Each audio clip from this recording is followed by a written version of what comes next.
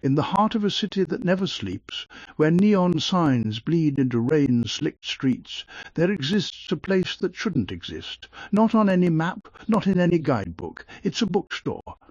But not like the others. This one doesn't sell stories, it steals them. And the thief?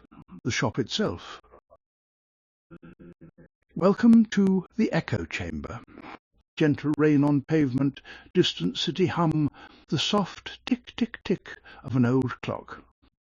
Its sign, carved from aged oak and barely visible beneath the dripping eaves of a crumbling brick building, reads simply, "The Echo Chamber." No hours, no name, just a single brass bell above the door that chimes with a sound like a sigh.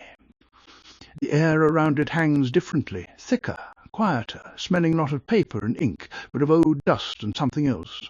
Something like the ghost of a forgotten scent, a half-remembered melody.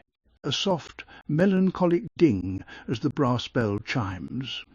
Maya, a young librarian with eyes shadowed by too many late nights and the quiet grief of a mother lost 2 years ago, found herself drawn there one rain-lashed Tuesday. She wasn't looking for magic. She was looking for solace, a place to sit, to read, to feel the weight of stories without the weight of her own.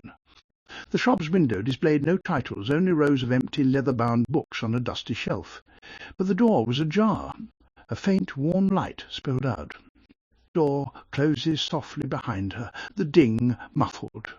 Inside, the city noise vanished. The air hummed with a low, resonant thrum, like the vibration of a plucked cello string. The space was impossibly deep for its frontage. Shelves stretched into shadowy gloom, crammed with books of every size and colour, their spines worn smooth. But the real books weren't the ones on the shelves. They were the shadows they cast, and the sound they made. A gentle, almost imperceptible whispering, not words, but the feeling of words, like pages turning in a breeze. A soft, dry rustle, like a page turning. Maya drifted past shelves, her fingers trailing over spines. She paused at a book titled Whispers of the Rose Garden. It felt warm, too warm. As she opened it, a single, sharp scent flooded her senses. Not the scent of roses, but the memory of her mother's perfume, Chanel No. 5, the scent that clung to the last scarf she'd worn before the hospital. A wave of pure, aching love washed over her. The whispering intensifies slightly, then a single clear tick like a clock striking. But the memory shivered. The scent of Chanel faded, replaced by the dusty smell of old paper. The image of her mother in the garden blurred, like a photograph left in the rain. Maya gasped, clutching the book tighter. The words on the page were her mother's voice, but they weren't her mother's words. They were borrowed words, words from someone else's memory, woven into the story. No, that's not. I remember her saying, "The roses are blooming, Maya, just like your father loved them." Not, "The roses are blooming, darling, just like your father loved them." Her voice, her exact words. A low, resonant hum fills the air, seeming to emanate from the books themselves. The shop wasn't stealing the story of the memory. It was replacing the specific, personal details with a generic, borrowed emotional resonance.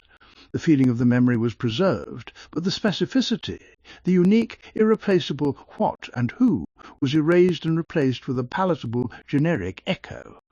A memory of a mother's love, but not her mother's love. A memory of a garden, but not her garden, but not her garden. The horror was elegant, insidious. It didn't destroy the memory, it replaced the unique data with a common template, leaving the emotional core intact, but the meaning hollowed out. The whispering becomes a soft, collective murmur, like a crowd of people speaking just below hearing. "Stop, please, I need to remember her voice, her last words." Her last words. The words she'd been trying to hold on to, the words that felt like the only thing keeping her mother alive in her mind. She'd rehearsed them 1,000 times. "The roses are blooming, Maya, just like your father loved them."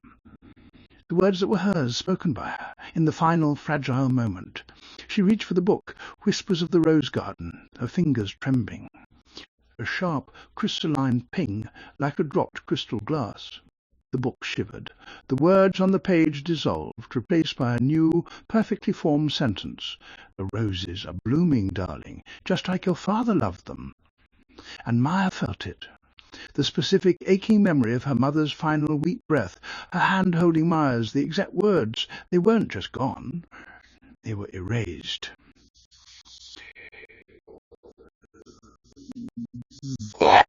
Replaced by the generic echo of a stranger's memory, a memory the shop had pulled from somewhere else, perhaps from the mind of a woman who'd also lost a mother, who'd also clung to the feeling of a rose garden.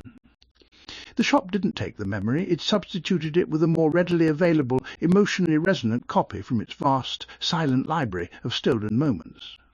A heavy, final thud, as if a door closes inside her head. The roses are blooming, just like your father loved them. The whispering stops abruptly. The resonant hum fades to silence. Only the gentle tick-tick-tick of the clock remains. The grief was still there, the feeling of loss. But the specificity, the unique, painful, beautiful details that made her mother hers, was gone, replaced, erased. She looked around the shop, not with awe, but with dawning, icy horror. This wasn't a place to find solace. It was a place to lose yourself. The shop wasn't a thief of things. It was a thief of meaning. It stole the why and who of your most precious memories, leaving only the what, the generic, shared human feeling. It was the ultimate act of emotional homogenization. A soft, dry rustle from the shelves, the sound of many pages turning simultaneously. Maya stumbled back towards the door, the book falling from her numb fingers. She didn't look back. She pushed through the door, the rain hitting her face like cold needles, a sharp, real sensation. She ran, not towards her apartment, but towards the only place she thought might hold real memory, the small, overgrown rose garden behind her building, the real garden her mother had tended, the real place where she'd said those words. Rain intensifies, footsteps on wet pavement, a ragged gasp. The roses are blooming just like your father loved them. No, no, it was her voice, her words, a garden. Why can't I remember the sound, the exact sound? A single perfect rose petal falls from a bush onto the wet ground with a soft plink. She stopped, trembling, staring at the roses. They were blooming, just as they always did. But the memory of her mother's final words, the specific sound, the exact cadence, it was gone, replaced by the shop's perfect generic echo. The horror wasn't just the loss of the memory, it was the realization that the shop had done it. It had chosen to give her a memory that wasn't hers, but was emotionally similar, and it had erased the one that was. It had made her forget what was uniquely hers to preserve a more marketable, less painful echo. The shop didn't want her grief, it wanted the feeling of grief, packaged neatly for consumption. The distant, distorted ding of the brass bell from the shop, muffled by the rain. Maya didn't go back to the echo chamber. She couldn't. But she did go to the garden every day. She sat by the roses, trying to feel the memory, to hear the words. And sometimes, in the quiet of the garden, she'd hear a faint, almost imperceptible whisper on the breeze. "The roses are blooming, darling, just like your father loved them." It wasn't her mother's voice. It was the echo the shop had left behind. A haunting reminder of the theft, not of the memory, but of the absence where the memory should be. The shop hadn't just taken a memory, it had replaced the unique, irreplaceable story of her relationship with her mother with a generic, borrowed, emotional template. The true horror wasn't the loss of the words, it was the certainty that the shop had deliberately chosen the less specific, more universal echo to fill the void, making the loss feel less painful, but infinitely more permanent. Gentle wind through rose bushes, the tick-tick-tick of the clock from earlier, now faintly echoing. So, the next time you find yourself in a quiet bookstore, surrounded by the scent of paper and ink, pause, listen. Not just for the sound of turning pages, but for the absence of a specific personal whisper. Because in the quiet corners of the world, where stories live and memories are kept, there are places that don't just hold stories, they steal the very essence of what makes them yours. They take your most precious memories, the ones that define your heart, and replace them with a smooth, familiar echo. They leave you with a feeling of love, but not the sound of the voice that spoke it. And that is the true, chilling theft, not of the story, but of the soul within it. The echo chamber doesn't just sell books.